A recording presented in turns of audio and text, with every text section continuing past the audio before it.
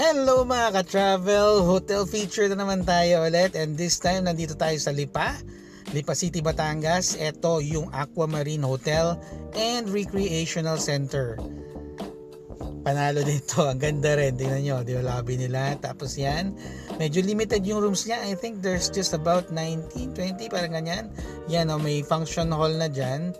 Ito yung kanilang pool. So, mga events nyo, weddings, binya, birthday. Ito yung bungad niya is a reception hall din na mas malaki, I think. Tapos meron siyang sariling sports center. Kita nyo, wooden court pag gusto nyo mag-reserve ng mga games, maglaro sa kahoy. Yan, tapos dun sa dulo ay volleyball court at meron pa mga bleachers. Tapos eto naman yung kanilang pinaka grand pavilion. I'm not sure pero I think this is the biggest in Batangas, pero if not, this is definitely one of the biggest.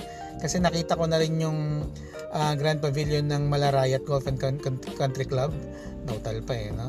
So mas malaki siya, and then sabi ng mga bagets na nag-ocular for the prom, mas malaki din to kaysa sa mga venues sa Batangas City. So if hindi siya pinakamalaki, if definitely it's one of the biggest in the province of Batangas. Ayan. So ang kagandahan din dito, okay din yung mga rates nila. If you want to inquire, visit nyo yung page nila, Aquamarine Recreational Center. Tapos yung rooms nila, ang spacious din. Nagstay kami sa pinakamaliit na lang room sa deluxe, pero ang laki pa rin, double bedroom siya. Nasa 6,000 lang. Pero since part kami ng organizing committee, para may discount, para mga 4 plus lang yung binayaran namin. Super ample ng parking space, may breakfast included na yon. Ayan yung kainan nila, meron din yung tables and chairs sa labas, overview ng pool. Tapos eto yung mga rooms, hindi ko nakuhanan yung malaki na lang yung parang suite nila single bedroom, pero mas parang doble ng kwarto na to. Ayan, kita nyo gaano kalaki yung space for a deluxe room na ang laki-laki, super spacious.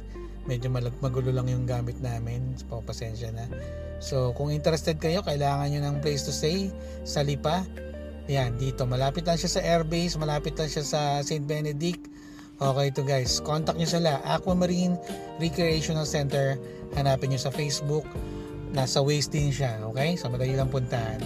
Bye bye, God bless, ingat.